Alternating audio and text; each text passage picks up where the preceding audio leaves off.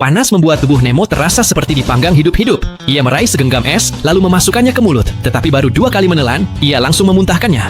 Ia mengusap es ke bibir sebelum mencoba lagi. Namun rasa panas tetap membakar tenggorokan.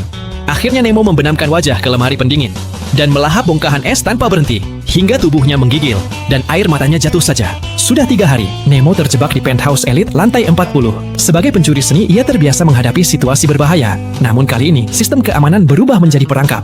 Ia mencoba memecahkan jendela, tetapi kaca anti peluru tak retak. Harapan terakhirnya adalah pintu kayu di ujung lorong. Belati terus mengikis permukaannya, sampai serpihan berjatuhan. Hingga tiba-tiba, alarm pun berbunyi.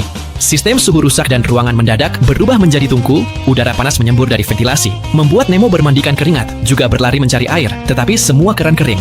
Bahkan toilet tak berfungsi, karena kehausan ia mencoba air akuarium.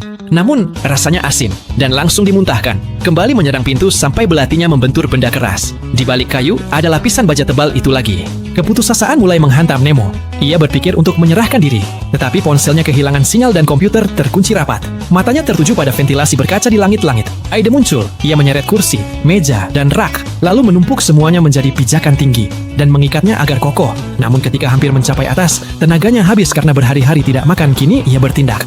Nemo menyisir dapur, dan hanya menemukan peralatan tua, serta makanan kedaluarsa. Saat berusaha membukanya, tangannya malah tergores hingga berdarah. Ia hampir menyerah. Lalu teringat penthouse sebesar ini pasti memiliki gudang persediaan. Dengan pajangan berat, ia menghantam kunci gudang, sampai terbuka.